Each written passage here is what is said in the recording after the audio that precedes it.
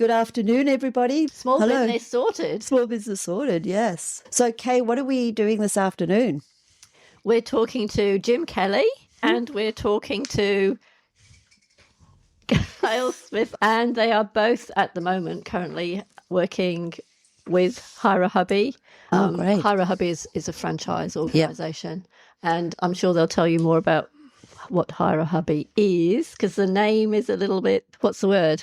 Doesn't really say what they do. No, it doesn't. You could interpret it in many Hire A different Hubby ways. Handyman. Property maintenance, Hire I A think Hubby they call it. maintain. Yeah. So I'm going to just give a little short introduction to these boys. Yes, please. If I'm allowed to call them boys. Yes, definitely. I'm going to start with Jim. So Jim Kelly is an experienced business owner with more than 30 years in franchising, customer service and business operations. Jim began his business career operating service stations, where he built successful teams and developed a strong reputation for customer service and operational excellence. Before leaving the industry in 2007, his business was recognised with a franchisee or a Franchise of the Year award. Well done, Jim. Jim then moved into the home improvement industry with Hire A Hubby, where he has built two highly successful franchises across Sydney's northern beaches, Hire A Hubby Vale and Hire A Hubby Balgowlah. Supported by 2 administration staff and a skilled team of tradespeople, Jim's businesses now generate approximately 1.2 million in annual sales. His achievements within Hire A Hubby include being named as Franchisee of the Year in both 2017 and 2018, along with receiving several New South Wales Franchisee Awards and recognition as Most Valuable Franchisee. So that's probably enough about Jim. That'll do. I'm exhausted. I'm exhausted as well. Giles has written even more. What? Can't be. Did you write yours, Jim, or did Crystal write it for you? Maybe Crystal. Maybe Crystal wrote it for you. That's cheating. It's actually on your flyer that you give to the clients. Oh, yeah, that's right, yeah. Okay, so Giles, as I've just found out, grew up in Cornwall in the UK and started his career as a geologist before moving into the world of digital business in London. In 2002, tired of the English weather, I can definitely appreciate why you did that, he made the move to Sydney.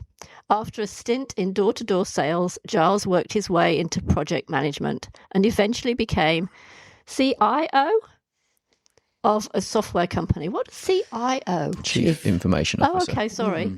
In 2014, he left the corporate world to pursue a more entrepreneurial path.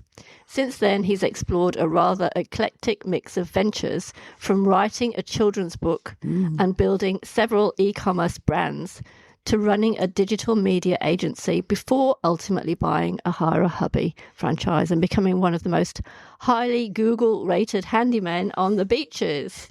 So I think I'll leave it there.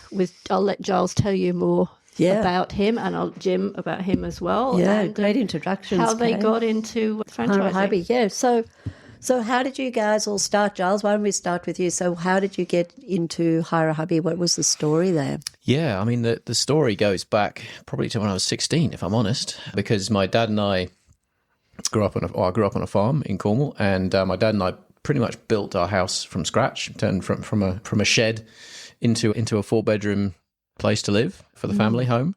And so my formative years were spent, trying to dodge school as much as possible and coming home and actually having fun doing things with my dad. Back in those days, I don't even know. I don't think I ever asked if there were any certifications requirements, but we did everything, being farmers. So it kind of started there. And then over the years, my wife and I have fixed and flipped multiple properties, and I've always done all of the work.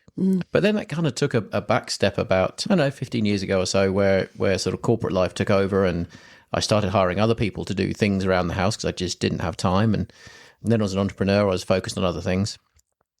And so my last venture was quite honestly a disaster. It was sort of a branding agency, which just really the time wasn't right and the place wasn't right. And my heart wasn't in it either. And after about 1.5 years of doing that, my wife turned to me and said, it's time you did something you actually really love for a change. You just turned 50. You've earned it. You deserve to do something that gets you up and gets you excited in the morning. Why don't you have a think about what that is? Because you're clearly miserable doing this. And I was really unhappy doing it. And so that took me on a path. And eventually it was once again my wife that sort of said, well, you love doing stuff around the house. You've always loved it. You live for the weekends so you can do things. Why don't you go and be a handyman? And I said, well, can I do that? I don't. Maybe I can. Maybe I can't. I don't know. Anyway, fast forward a couple of weeks, and I'd done some research, and there was a handyman franchise for sale in the Northern Beaches, and within really 2 or 3 weeks, I was a handyman. Just made the decision that quickly, and it's felt right ever since. And it has to be said that even though it took me 50 years to figure out what I really was supposed to do, this is it, and it changes your life when you find something you really love. It makes a big difference. When you really, really love it. Yeah. Which franchise area are you? Forestville. Okay. Yeah. So it's Forestville, Killarney, Roseville Chase. Okay. Yeah. So just before we go to Jim, can I just ask you, so you found Hire A Hubby and you bought it. How did you find Hire A Hubby before you bought it? Like what was that journey? Yeah, so I think back at some point in the distant past, we might have had a Hire A Hubby come and do something for us. It might even have been Jim. Who knows? I don't think it was though. Dave, probably. I've no idea who it was. Anyway, so we sort of were aware of the brand, but not really hadn't had that much experience with it. But it was really Google searches and looking for handyman businesses for sale, and Hire A Hubby just kept coming up on the list of opportunities, and so. Yeah, made the phone call, and turned out it was pretty much there on my doorstep, so worked well. So you live in the area that you bought? No, I don't actually. I live just around the corner from here in Elnora, but yeah. Yeah. Oh, how interesting. That's great. Did you already have clients, or did you have to build up the whole? Did you buy it from somebody else who already had clients? Yeah, look, and I think that's an interesting question because, for me, I wanted to know what I was buying. And so when there's two ways to get into franchising. The first one is to buy essentially a greenfield, right? And it's you essentially buy the license to operate somewhere or something, and that's okay. It's probably going to be less cost outlay than buying an ongoing business, but you don't really know whether it's going to work because there's nobody there doing it. For me, I wanted to walk into something I knew had an existing list of customers and had ongoing immediate cash flow opportunities. And that's really what I wanted. And, Dave, who I bought it off, had, 600 or 700 customers on his customer list. And I could see that the repeat business is very strong. And so for me, it was, even though it was more cash to get in, it was much less risk. Mm-hmm. Do you know why he sold? Yeah, he wanted to retire. Okay. Didn't work well for him because I now hire him as one of my team members. It was part-time and then it's like nearly full-time, isn't it? Yeah. Yeah, funny. So, Jimmy, what is your story? My story is got out of the petrol or service station game, and I really didn't know what I wanted to do. So I was out in the surf one day, and a mate of mine paddled over to me, and he goes, and they used to call me Jim from the servo. He goes, Jim from the servo, what are you? I said, I heard you're not doing the service station anymore. And I said, yeah. And I said, he goes, what are you up to? And I said, not much at the moment. And he goes, I've got a handyman business. Do you want to give me a hand? And I said, mate, I'm not that handy. And he goes, no. He goes, I'll show you. So I end up working with this fella, and I thought, geez, this is really good. And I'm a bit of a sponge. I picked things up pretty quickly, and I was actually enjoying it. So I actually went to the information night. I'd seen the Hire A Hubby thing, went there, went for the interview, and all looked good. And then they brought out the questionnaire, and there was a long list of stuff. Have you ever laid bricks before? And I was as honest as the day is long. Everything that I couldn't do, I assumed if I ticked it, they would go, come on, just lay a few bricks for us then. And so come out the back. You ever done gyp rocking? And I go, no. And the list went on, and I just went. And the guy goes, mate, your business side is perfect for the franchise, but your skill levels aren't that crash hot. They said you should learn a bit more on the skills side. So I ended up working with Dave Cook from Hire A Hubby Manly. Okay. And I had so much, it was so good because he was such an experienced handyman or tradesman, and I just learnt so much from him. So, and then while I was with him, I was sitting having smoko, and the guy, I was reading the Manly Daily. You didn't smoke, did you, Jim? No, not smoko. Somebody else was making a smoke. Smoko is when you're eating. It's your morning tea. Oh, is it? It's the Okay, trade, so it's the tradie way of saying morning tea. Sorry. That's tradie talk. Yeah, sorry. Having smoko. There's a good song on that. I don't know if you've heard it. But anyway, anyway, I was reading the Manly Daily, and there was a guy selling the Narrabeen franchise. Yeah. So I ended up buying it, and Dave was very upset. He wanted me to stay, but I ended up buying it. Yeah, tell them the story around that. Yeah, he said, no, don't do it, because he really enjoyed working with me. I enjoy working with him. And eventually he goes, no, he said, don't, I'll buy it, and then you can run it. I told that to Crystal, and she just went, no way, we're buying it. So we ended up buying it, and off I went. Yeah. Yeah, so. And who was that you bought that from again? That was Jerry? Jerry, yeah. He's still on the beaches too. Yeah, he ended up opening up a kitchen place. Yeah, so there wasn't really much to buy. Like he loved the cashies and all that sort of thing. So I've told Crystal a million times that I don't like that word. I don't like that topic. As a bookkeeper, that is something that... Oh, it's a killer in the Although business. But he had nothing to show for his business. That's well, he wouldn't have if he took he was it a all in great cash. tradesman. Yeah, he was a good tradesman. He's still good. We saw him the other day at BNI through the accountant that's in our chapter. Okay. He looks after him. So he brought him in as a visitor, which was really nice to see Jerry again. Yeah. So then what happened after that, Jimmy? So then you took it over? Yeah, I took it over, and it was quite funny. My very first customer, the phone rings, and I go, here comes a customer. I answered it. Jim from Hire A Hubby, and she goes, where's Jerry? And I said, I bought the business off him. And she goes, have you got Jerry's number? And I said, no, I don't. So I said, and she really wanted to find him. And I said to her, why don't you give me a go? And if I'm not as good as Jerry, I'll give you Jerry's number. And she goes, okay. That was good. So I went to the job, did the job, and she goes, actually, you're better than Jerry. So she ended up being one of my longest serving customers, and she was my first one. So still see her now. So she's great. So Giles, did you find it difficult with those first few customers, just getting into the,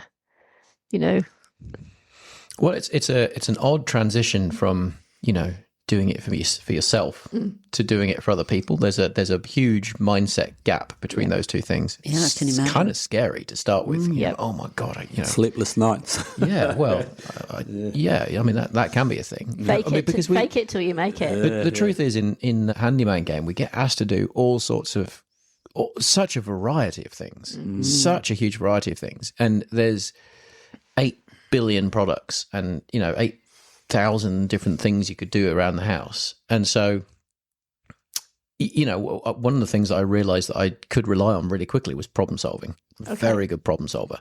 And you kind of have, and what Jimmy said is right as well. You've got to be a sponge for learning new things, just being able to pick things up, because the truth is, no matter how long you've been doing this, I'm sure you still find the same after this long, Jim, that you come across stuff you've never seen before or never done before, and you find a way to get it done and to a really high standard, because certainly if you do, if you care.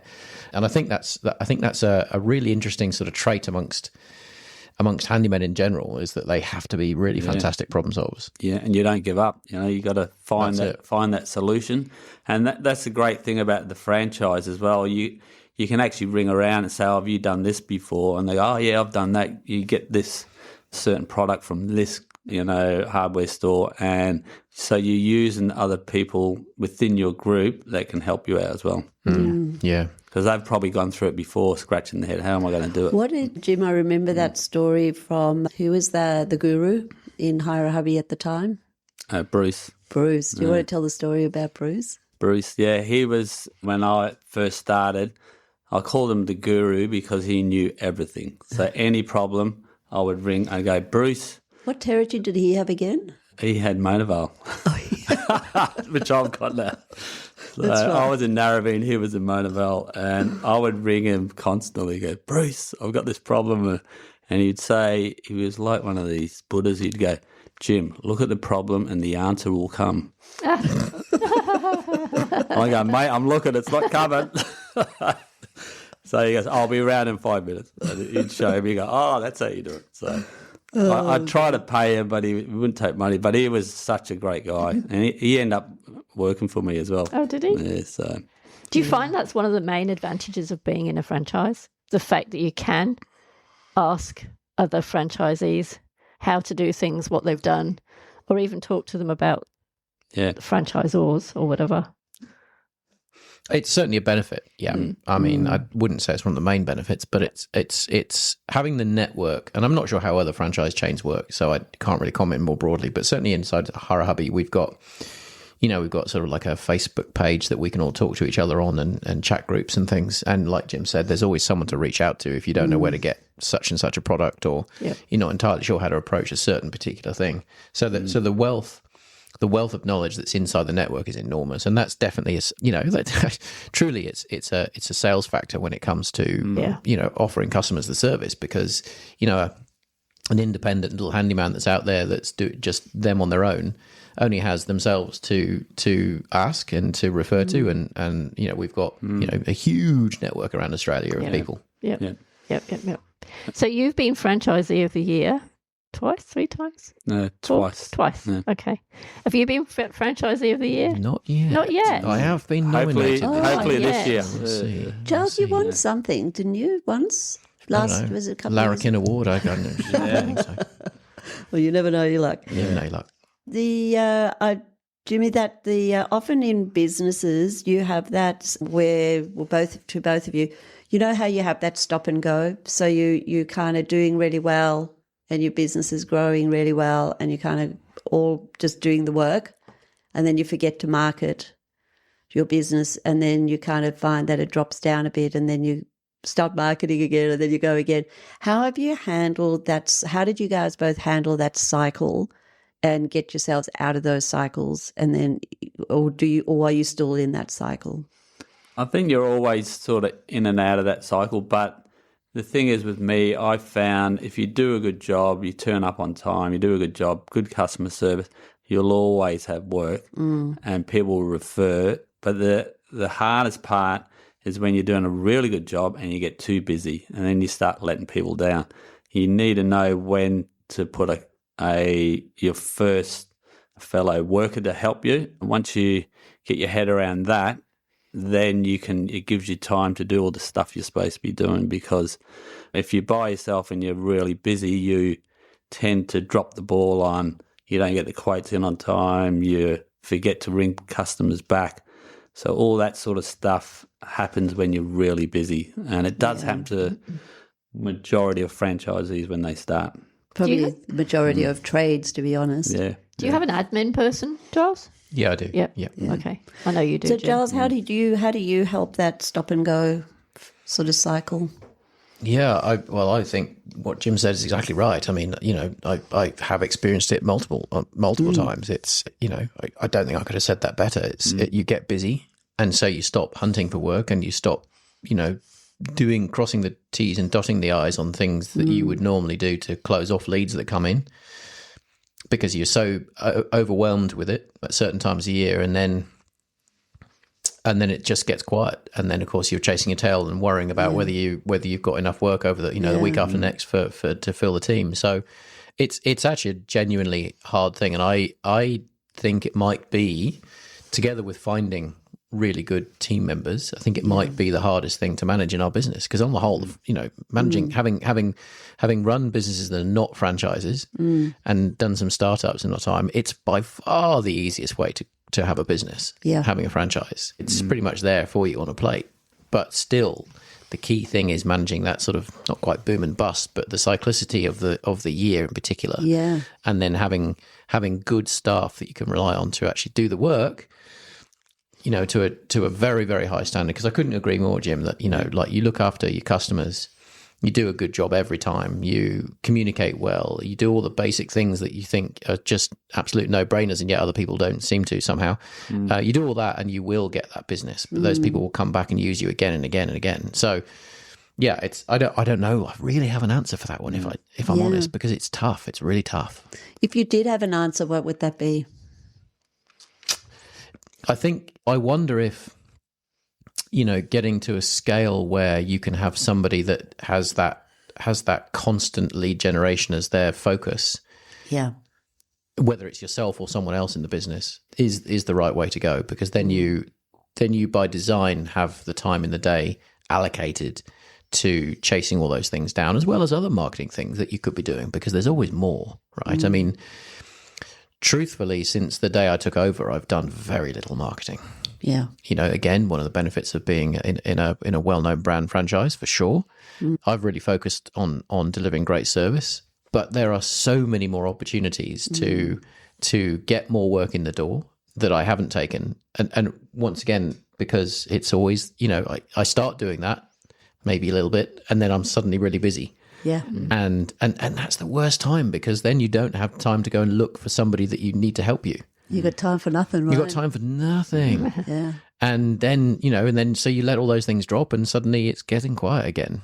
And yeah, it is a really tough. I wish there was an answer to that. Yeah. I wish there was a silver bullet to kill that one off. Yeah. What about you, Jim? If you knew the answer to that, what would you do? It's quite funny. Like sometimes I'll go to a job or a quote, and you bang on time, and you turn up, and they open up the door and they go, "Oh my God, you're here! Like, you're on time." They are blown away, and I'm going, "Well, that's what we do," So, well, and even if they want to get 2 or 3 quotes, I know that we'll turn up on time. We'll get the quote in within 24 hours. They may be still waiting for a guy that doesn't even show, or if he does show, he doesn't put the quote in, and that's our competitors. So if we keep on doing all those little areas, we'll always have the work, and always, keeping customers happy. That's a secret, I think. Yeah. I just want to add to that, actually, because I had an exact example of that yesterday morning. Went to a customer's house, and she'd asked my assistant to send her a reminder of when I was coming.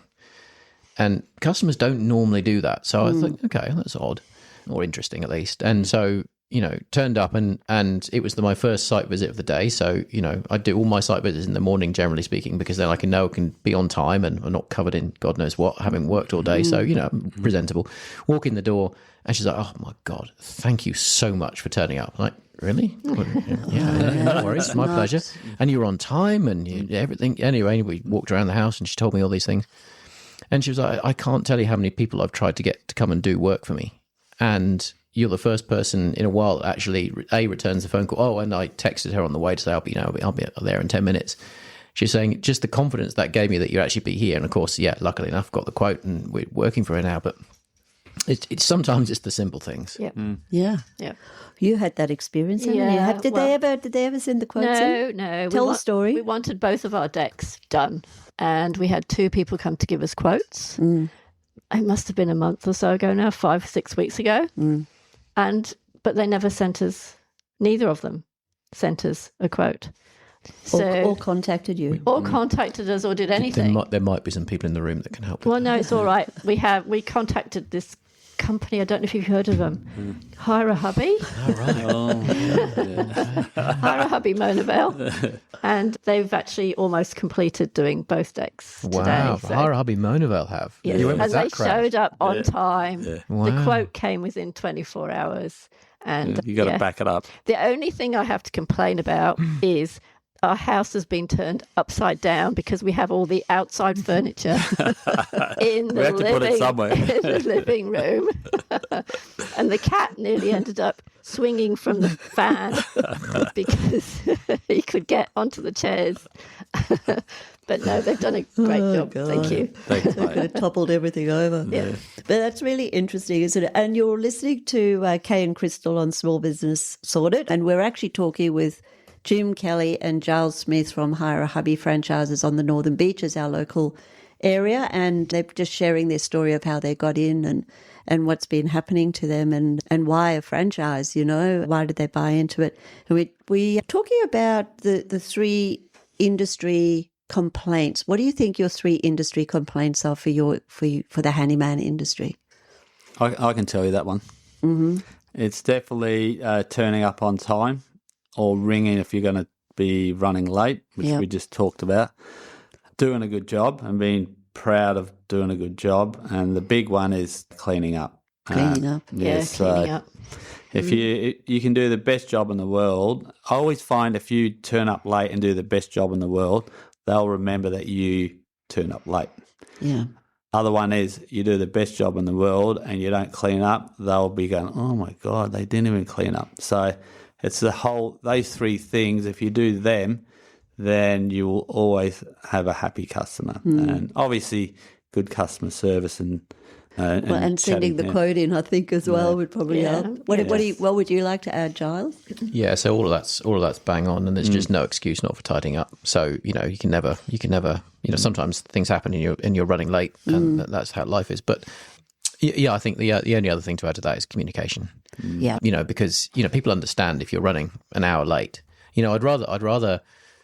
I'd rather have a conversation with someone that says, I'm sorry, I'm running an hour late. I'm just finishing off a job and just making sure it's perfect. I'll be with you as soon as I can. I'd rather have that conversation than have the conversation with the past customer, say, I'm sorry, I've got to leave now. The job's not finished, but I've got to get to the next one. Yeah. So, and I think people understand that and appreciate the fact that you're committed. Once you're in the door, you're committed to getting that job done to a high standard. But as long as you, like I said, as long as you talk to people, I think they're pretty much generally understanding about what's going to happen. Yeah, it's interesting. And even if you do ring them, and you don't ring them on the dot when you're supposed to be there, an hour out before, you go, look, at 10:30 and the job's at 11:30, you go, look, I'm really battling on, I've just got to finish this up. I'm probably going to be about half an hour late. And they say, oh, great, I'll just go they can utilise that time. They can maybe go walk the dog or go to the shops and do something instead of standing there looking at the clock waiting for us. So you're just giving them that option. Or they may say, look, I've took time off work, I'm going to have to go back to work, we'll have to reschedule. So it's instead of just assuming that they're okay that you walk in the door an hour or half an hour late. Interesting. The other question that I had was staff. So how do you manage, how do you go around hiring your staff, or how do you manage your staff? Like, are they a big part of your business? Giles? Yeah, look, I mean, I think they're a critical part of the business. And finding the right people is probably one of the greatest challenges you face in business in general, especially in service businesses.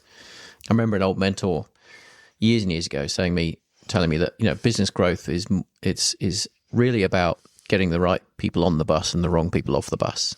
That's good. I like that too. Because hiring good people. Sorry, Jim. Can I steal that one? Sure. Yeah, we're going to remember that one. But the latter part's harder, right? So hiring good people is obvious. Yes. Everybody wants to hire good people, but it's much harder to get bad people out of the business, and yet it's just as important. Yeah. So I learned that lesson years ago, and I continue to be focused on that, which is why you got to hire really carefully, because actually getting rid of people that are not working well is really painful. Yeah, It's emotionally draining. It's so emotionally draining, yeah. And how did you do that? How do you get bad people out? What do you do? Well, so I think that the probation period is there for a reason. Yeah. It's there. It's your great friend in terms of really assessing whether someone can walk the talk as well as everything else. So because in the handyman space, like we've literally just finished saying, it's not just about doing a great job. That's really important. There are lots of people who are technically good tradespeople out there who can do the work. But can they take responsibility for communicating with their customers? Yes. Do they? Goodness me. Do they clean up afterwards? Do they, like, one of the things I say to my guys all the time is that we're here to solve people's problems, not create other ones. So if you don't clear up properly, or if you leave pencil marks on things, or if you spray things you shouldn't have done when you're spraying a wall, or if you do whatever that's creating problems, you're really not serving the brand properly, and you're not serving the customer properly, because we're there to remove headaches, not create new ones. Yeah. So knowing that and watching for that in the probation period is really critical, is to look for a really great rounded team member.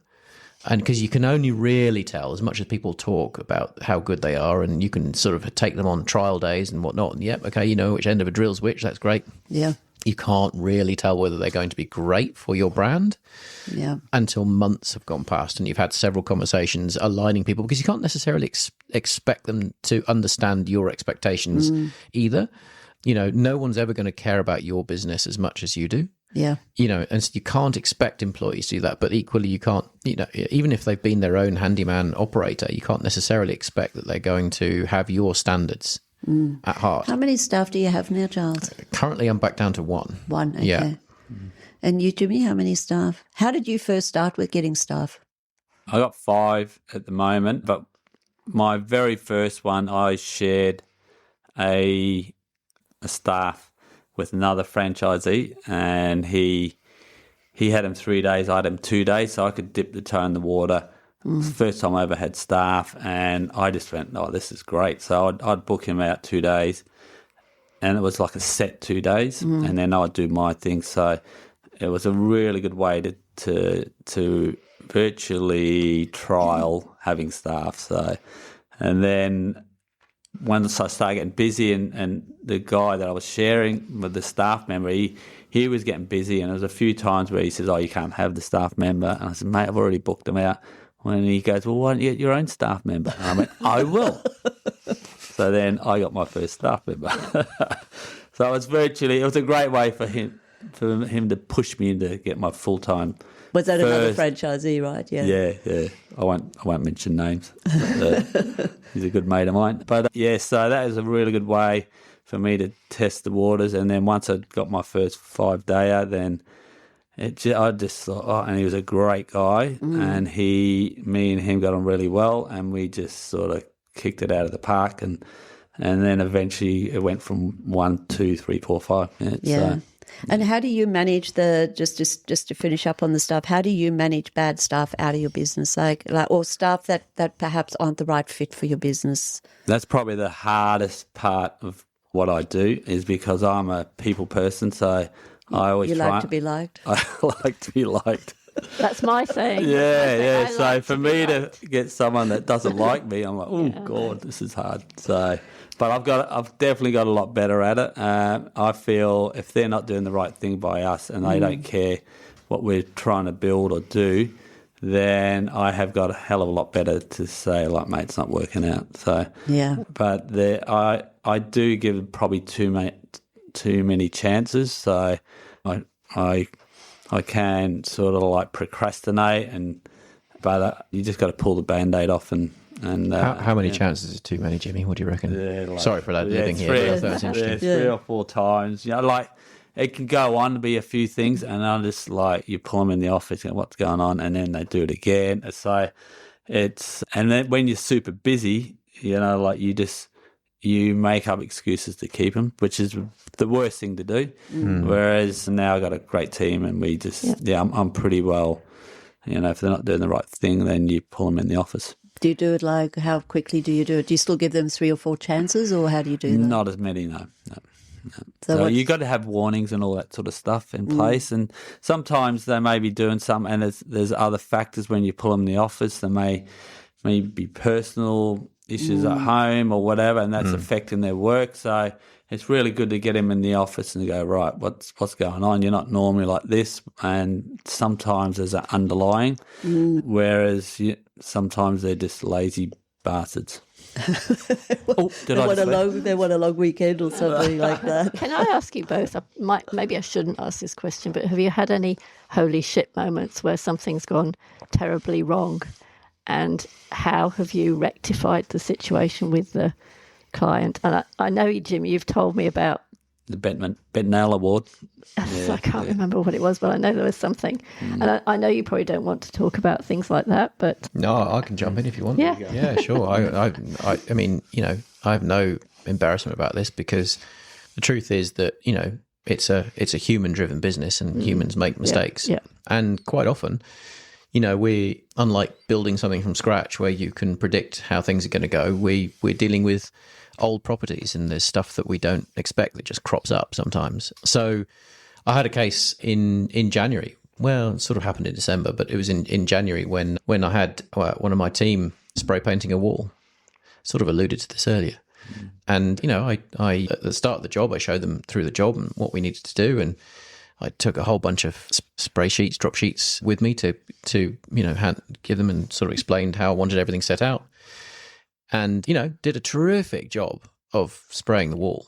Also did a terrific job of spraying their neighbour's house. Oh, no. Because they didn't use the drop sheets I gave them. Oh.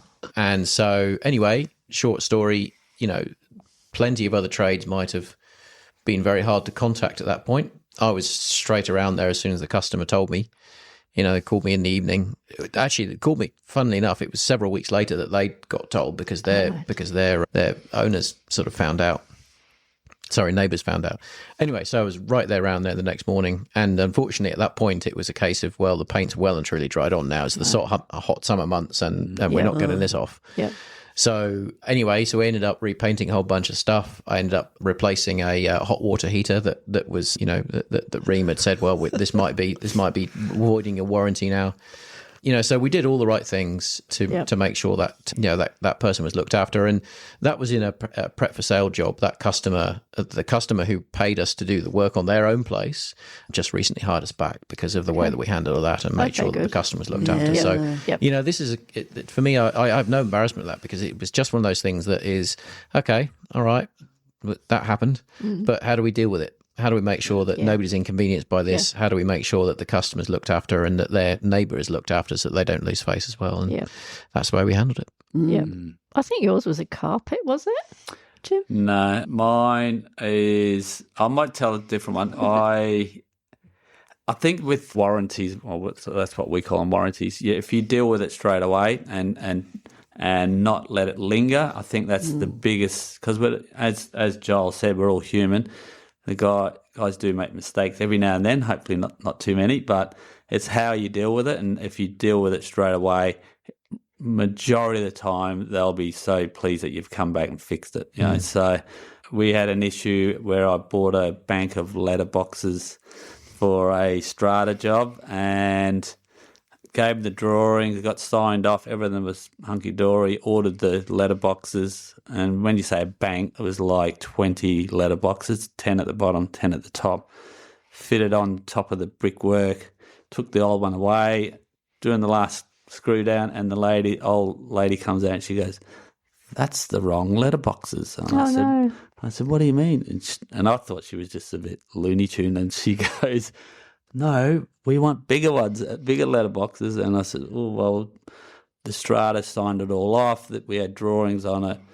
Anyway, they went all the way up the scale, the committee, and then the strata were having issues with block, and they end up saying they were going to leave the strata because of the letterboxes and go to another strata. So I said to our strata manager, "We'll change those letterboxes." So I had to buy brand new bank of letterboxes, bigger ones, take the old ones off, fix it on, and I made the strata manager say that he told me to do it. So I made the strata look good, and to this day we've still got some letterboxes. I had the letterboxes in my shed, and I was told one day someone will order, there'll be a block of units, 20 units, and they'll maybe somebody give 'em a listening. bug. Maybe somebody listening to the show. Yeah, if you got 20 units, give me a call.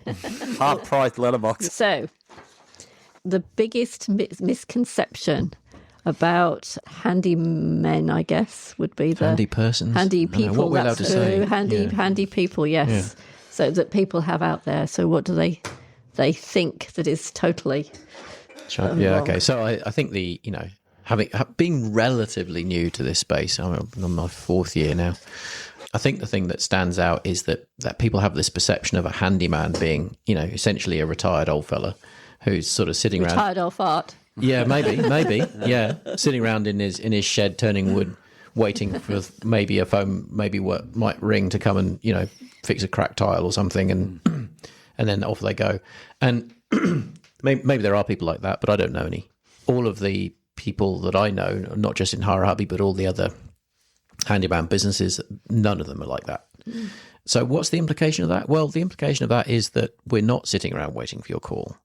We hope you'll call, obviously, and we'd love to help you. But if you sort of expect, and this is particularly true this time of year as we lead up to Christmas. Oh, Christmas. If you're yes. thinking of doing something around the house, don't wait until December to get it done because we are busy. I'm usually booked up 6 to 8 weeks by that point. Yep.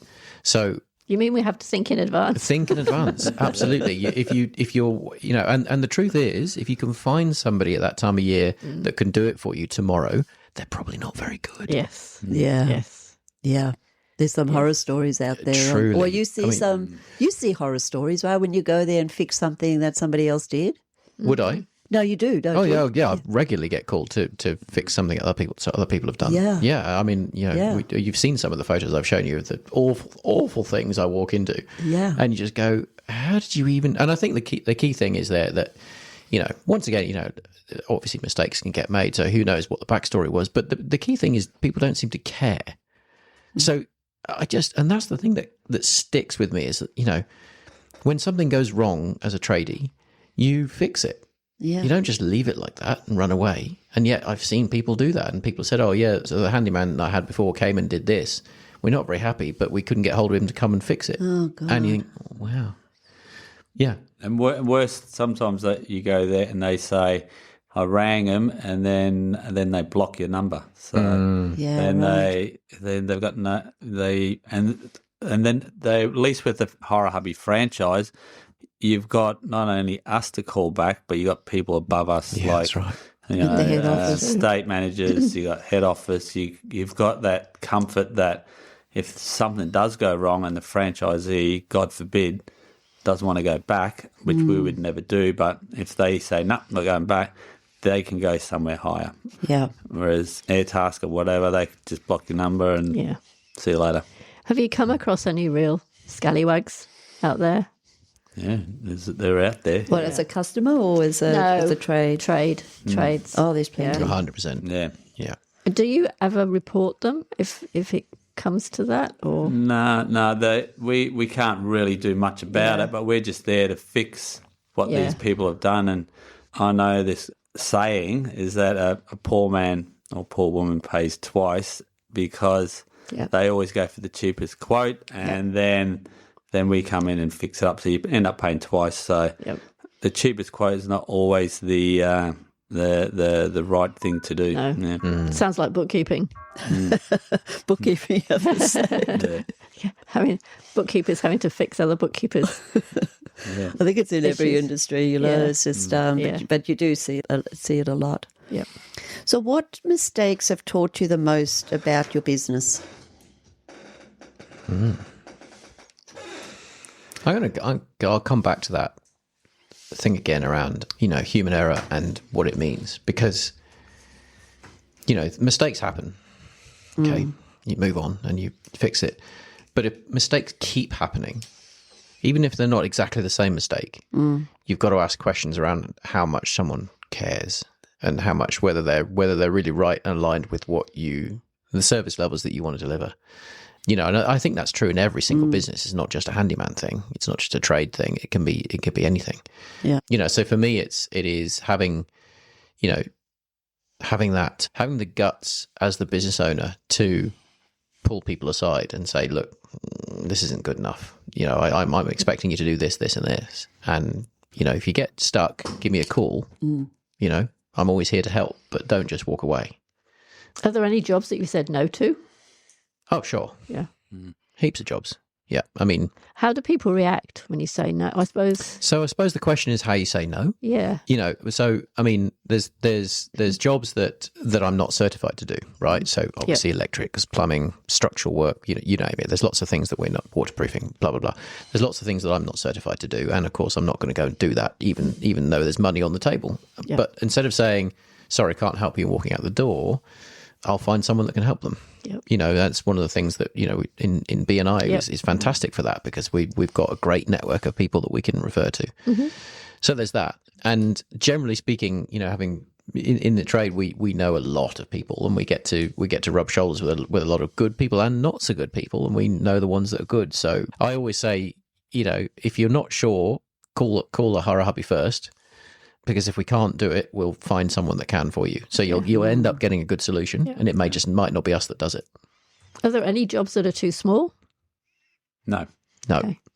No. Because those little small jobs Lead to big jobs, I guess. Could lead to big jobs. Yeah. It could have Yeah. even just fixing a door handle. So Yeah.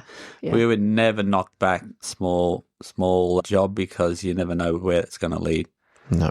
But my biggest learning, I feel, is that quoting for me is something that you got to back yourself. So the learning is that at the start when you're quoting, you probably underquote and you do the job and you go, oh, what was I thinking? Like 4 hours and you're there all day or something like that. So, but as long as you learn from that 4-hour job that you quoted that took 8 hours, the next time it comes around, you better remember it's 8 hours, not 4 hours. So it's I'm a really great. bad at that, Jimmy. I really need to take a leaf out of your book. Yeah. Keep learning, and I've learned, and especially if you've got staff, if you underquote, you put pressure on them, and then they end up doing a bad job. So if you get it right and you do a good job, then that's how you grow your business. Interesting, isn't it? That's doing the thing. Was there a moment in your business that changed everything? Like, was there like a big aha moment that you just went, well, okay, now I got it? Because it's a lot to learn and take in, isn't it, in your business?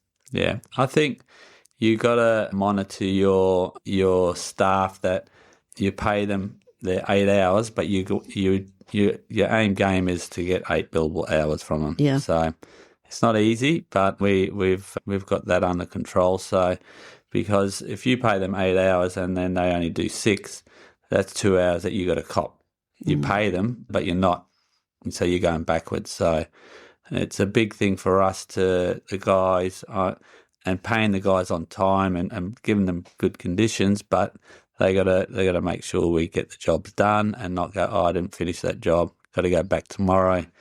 That's the communication thing as well. There's that friction, isn't there, between the billable hours and their hours, and the friction between getting the job done fast but getting it done well and getting the job finished in the time that's been allocated.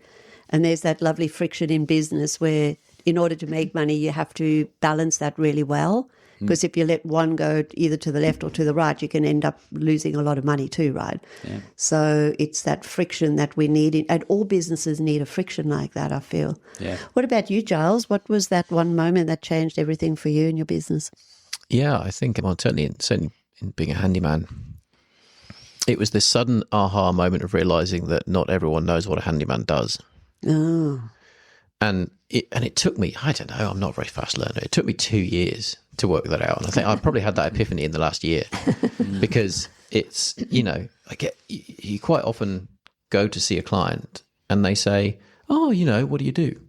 What other things can you do? And you sort of explain it. And then the next go, and you're there to fix a gate or something. They say, oh, do you do X, Y, Z? Oh, yes, of course I do. And I don't know how many hundreds of times someone said that to me, and I suddenly realised, oh, people don't understand that we can do all sorts of things. Yeah. Yep. And so, now I've started to go into my quotes with a list of the things that we do on a little flyer, and and so just I'm going to have a look at this for you, have a look at that, let me know if there's anything else we can help you with. And you wouldn't believe the number of people that go, I didn't know you guys did this. Can you come and have a look at this? Yeah. And immediately one job turns into 2 jobs, turns into more things around the house. And that's perfect for us because, Jim's completely 100% right. There's no job too small, and there genuinely isn't. Certainly it's more economically viable for the customer if you can fix 5 or 6 things while you're there for half a day. So it definitely... that sudden realization that I know what I do, but nobody else knows what I do is, when I say I mean we, as handymen, the breadth of things that we can take care of is really hard to explain. And so giving the people the opportunity to understand that while you're on site is fantastic. Yeah. I don't think people realize just how much stuff handymen have to know. It's crazy, isn't it? It's not like a plumbing trade where there's certain things you got to know, but handyman, you've got to know everything, right? From everything to everything. And what that means is, let's take the classic plumber example for a minute, right? I mean, and not disparaging plumbers, they're very, very good, but very, very good. They do a discrete set of things over and over, right? So they become very, very good at those things, no question. They've got a set of tools that they need for that. Yeah. Now you imagine spreading that across tiling, glazing, carpentry, carpet laying, fencing, plastering, Grouting. painting, right, painting, all those things, and all the tools that you have to have, you invest in. jackhammering. Yeah, exactly. There's so many things that we have to have tools for. We need to learn how to use those tools properly. We need to understand how different types of tiles need to be laid. You name it. The breadth of knowledge that we pick up is enormous, and there's value attached to that for sure. Yeah. Big value. Yep. Yeah. I've got a bit of an odd question. Do you ever feel self-conscious going into people's homes? Do you feel, because you're actually working in their homes often while they're there? I did when I first started, because it's that whole mental thing. Oh my God, I'm here and they're going to pay me money to do this. Well, the other thing is I need to go to the toilet. Where's the bathroom? Sort of thing. I tell all my guys, do not go to the toilet. Maybe number one, but number two, go to Number go to three is the right survey. out. I mean, the reason I'm asking is because I've got a handyman in my house at the moment, and under normal circumstances, I'd feel odd because I know Hayden, who's doing the job anyway. I don't actually feel self-conscious around him, and I don't think he does around us. But if it was somebody I really didn't know, I'd feel, I don't know, almost like I'd have to go out for the day or something. But yes, I thought I'd ask from the other side how you guys, you just got used to it, I suppose. Yeah, we're used to it. Yeah. Pretty much used to it. I mean, the whole toilet thing can be a challenge at times. I mean, when you got to go, right? But it's not something that it really worries us. We're sort of all big grown-ups. I think I really enjoy meeting people as well. So it's about building that rapport with customers, and it's amazing. Even if the dog comes up and you're patting the dog and you chat and like, oh, this is a beautiful place, or you build that rapport with customers, and I find I'm very good at that, and then you build that easy relationship straight away. Yeah. Do people often offer you coffee and tea? Regularly, yeah. Oh shit! Yeah. I didn't offer anybody. You better do that tomorrow. What kind of customer are you, Kay? Yeah. Complain a lot and you don't offer Not me. even no Tim Tams, nothing. I never accept it. Yeah. Really? Oh, you Yeah, Okay. that's my thing. There you go. Never accept it. Okay. I always accept it. Yeah. Oh, do you? Once I said to this lady, she goes, "Oh, you want a cup of tea?" And I just put the kettle on. I said, "Oh, I'd love a cup of tea." She brings out all these cookies and all this stuff. The milkiest tea you've ever seen, and I don't like milk and tea. So. Oh yeah. But she sat there and watched me drink it. See, I think what you do is you look to see It if was they've got. lukewarm as well. Yeah, you See if look, they've got a you pot look to see if plant. they've got a pot plant, so you chuck it in when they're not watching. Yeah. What's that over there? Sorry. Anyway, I But digress. their cookies were good. The cookies were good. Didn't you have a special thing where they used to say, "Do you want a cup of tea?" You used to go like, Yeah. "I like it. Yeah, I like it. I'm very fussy." No, I'm very fussy with my tea. Oh, are you? And then we have a bit of a banter thing going on. I said, it's strong black tea, no milk. No sugar. And I'm a big fan of the cookies. No wonder you can't lose weight, Jim. Oh God! Well, you were telling me it you're was like a Labrador. Everybody's feeding you. You were telling me the other day he went through Macca's at the drive-through, right? Because she was telling the story about the AI person at the Macca's At the drive-through. Macca's, yeah, you were telling me that at the that's AI person. Hungry Jack. Oh, was that? Oh, was Hungry it? Jack? Sorry. Sorry. AI. They serve But you. that's Friday. I take my lunch Monday to Thursday. Fridays, I call it Fat Friday. So I just eat whatever I want. Was that the day where I caught you eating chips in your van? And you said, "Don't tell Crystal." Now you're telling the whole of the Northern Beaches. Yes. No, you heard it That's here funny. first. So, if you were to start again, just say you lost everything and you had to start again, what would you do first?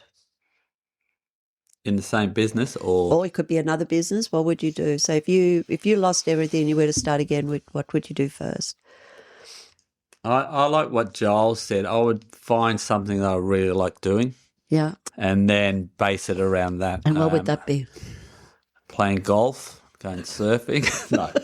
No, I would. Playing guitar. Yeah, I don't know. I'd have to research it. handyman? Yeah, research it. I'm very good at quoting, so maybe quoting for another Hire A Hubby or a business or something like that. I don't know, but just stick to what I'm good at. Yeah. Yeah, someone would come out, you know. Yeah. What would you do, Giles? Yeah, I mean, I think, if I lost absolutely everything, I think probably a franchise is a great way to start because you've got so much support in a franchise generally. You don't have to worry about the branding, you have to worry about the websites, you have to worry about any of those things. So it means you can get on with the business of making money and running a business so much quicker. Yeah. So that's that's the first thing. And I think, having started up several businesses from scratch before this, taking on a business that has existing customers, oh my goodness, that is so much easier than starting from nothing. I bet. So much. I can't even tell you. Yeah. So, and not just that, but obviously having the brand name, right? I mean, the Hire A Hubby is nationally recognised. You can't. You can't do that. It takes years and years for you to get that. Years and years. So that would be the, take the short route. If you're in a career that you just don't like and you're thinking of starting a business or becoming a business owner, definitely take that advice on because it's starting something for yourself from nothing is very very hard. Yeah, take that. I know that much. Giles, how did you, with that children's book, you wouldn't go back to writing another child's book? Oh, maybe one day. It was a lot of fun. Was it? I wasn't very good at it, but the illustrator was amazing and she was so much fun to work with. So it was definitely a passion project. Yeah, that's cute. How did you move from the UK to here? What prompted that? I was going to say I got on a plane. What do you mean? Wow. I wasn't a £1 pom that came over. It was the weather, probably. How did I? Yeah. Oh, to be honest, okay, all right. So the I know we're going backwards a bit here, but no, I'm that's all right. interested. The story was back in the UK. I was a passionate rugby supporter. Oh, okay. And I've moved to London. I didn't know anybody in London, so I just started going to pubs to watch rugby games and meeting people. And it just so happens that a group of very friendly Australians took me under their wing as their pet pom in one of the pubs in London when we were watching a England-Australia rugby match, and it came it's still friends to this day, and they've all moved back here since. Okay. And they were just telling me how great Sydney was, and it rained for 742 days in a row or something in England. I got fed up with it and said, right, let's go. Let's pack everything up and give this a crack for a year. Okay. Can you give us that Cornish accent again? All right, I can. If you really want to, I can. But it's a bit embarrassing, isn't it? It is rather, yes. It's been a while. Been a while. All right, Kay, well, let's bring this thing into land. So what's the last question you want? The last question. What's the one thing that most people in your industry get wrong? We might have sort of covered topics around that, but... Yeah. Yeah, I think the whole they don't realise what we can do, what we can and can't do. I feel we're like a bit of a one-stop shop. So once you train up your customers and let them know what you can and can't do, and I always say, if I can't do it, we definitely will know someone that can. So it's a great feeling for our customers that when they contact us, they'll definitely get some sort of result from it, even though we might not do it, but we will educate them along the way. So. Yeah. I'm going to ask Giles a different question. What systems, habits or routines have had the biggest impact on your success? So what systems, habits or routines have had the biggest impact on your success? Wow. That's a tough one. Yeah, it is, isn't it, really? Oh. Systems, I don't know if there are any particular systems, like IT systems, if that's what you mean. Habits, I think. Well, what do you use at the moment to capture all your work and everything? So that's... Oh, well, we use a Hire A Hubby thing. Yeah, right. Yeah, which I'm not sure is necessarily the key to my success, if I'm honest. So habits, maybe? Habits, yeah. Look, a couple of things sort of stick out at me. The first one is I've taken up over the past sort of 6 months to switching my day around, because I always used to work all day and then come home and do quotes in the evening. I hated it because that's time I get to spend with my family, and I'm also usually tired at that point, having worked all day. So trying to get away from the tools and then having to sit at a computer for however many hours it's just taking longer than it should have done. So I've started just recently swapping my day around and getting up earlier and doing my quoting first thing in the morning. And I'm finding that I'm just really enjoying that actually a lot more. And then I leave for the day knowing that I've got all the things out of the way that I needed to do, and then I can focus on the work better. And then I've got my time free in the evenings to relax, to recuperate, and most importantly, spend time with loved ones. Yeah. I think that's a key thing. That's just really only just recently. Yeah. Okay, well, that's good. That's really smart. What about you, Jim? Is there any particular habit or for your success? I feel with us is with the guys, when we quote a job, the guys need to know how much we've quoted time wise and how much materials. They know exactly what we need to do the job. So I feel without that, they're running blind, and then they just turn up to buy all this stuff to do the job. And I said, mate, I've only quoted $300 worth of materials. Meanwhile, they're buying drop sheets, rollers, all this stuff, and then that blows out the job. So I think making it super easy for the guys to know what quoted hours, what materials, and a load of information with photos. It just makes their day, and if I can make their day easier, it's a good result for us. So we don't want them sort of trying to work it out themselves. So, and the more information for the staff, it just you get less calls, and they do it within the quoted time. It's a great idea. I don't think I've ever heard that before, and I bet there's a lot of people, handyman or whatever trades, don't do that. Don't even consider doing that. But it's a great tip.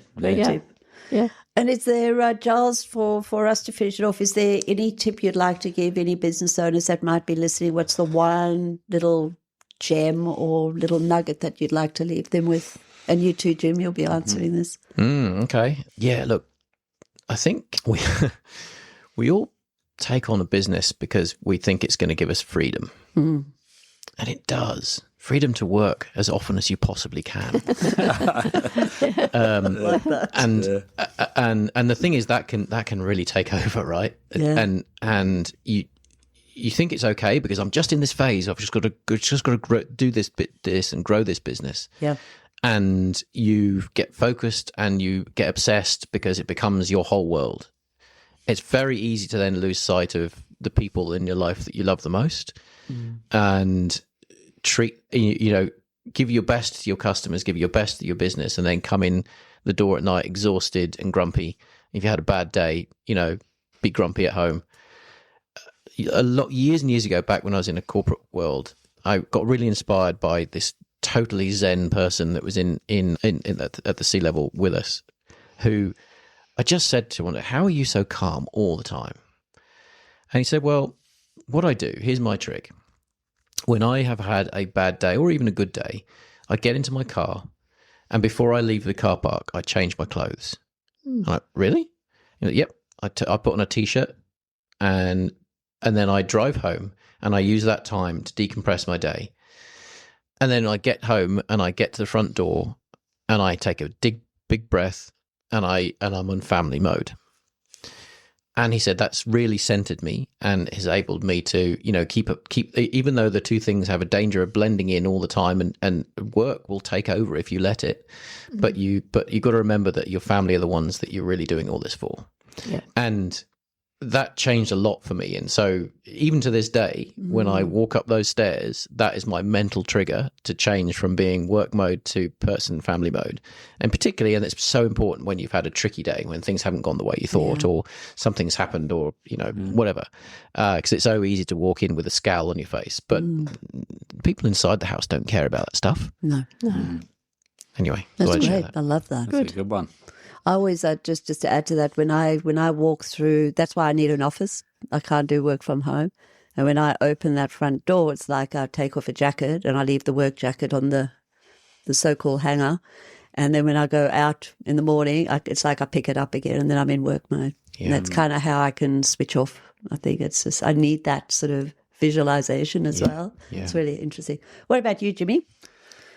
Alrighty, yeah, it's a hard one. So that was a hard one to beat. Well done, Joel. Yeah. I feel for me is to know when to put your first staff member on, especially the people out there there's a lot, even in our industry, they'll say, oh, no one can do it as good as me. No one can do it as good as me. So they don't hire anyone. So they want to quote it, do the job. Eventually, if you are doing a good job, you'll burn out big time because you're doing everything. You're wearing all the hats. So I feel if anyone's listening out there, they're just doing, no one's as good as me. There is actually people better than you. So I've found that there's guys that I've got now that I'm thinking, well, I can't do what they're doing, but they're doing a great job. So, but it's then all of a sudden you're off the tools and you're doing all the stuff that generates work. So it's knowing when to let go, because if you just want to stay the only person in the business, you will burn out big time. And also you limit your income too, because it's only you then, right? Yeah. As well. Well, Kay, any lasting thoughts before we... Getting people on and off the bus. Yeah, Yeah, I love that. Life's a journey. Yeah. But thank you so much for coming in. It's been absolutely wonderful. And this is Kay and Crystal, Small Business Sorted. Thank you. All right.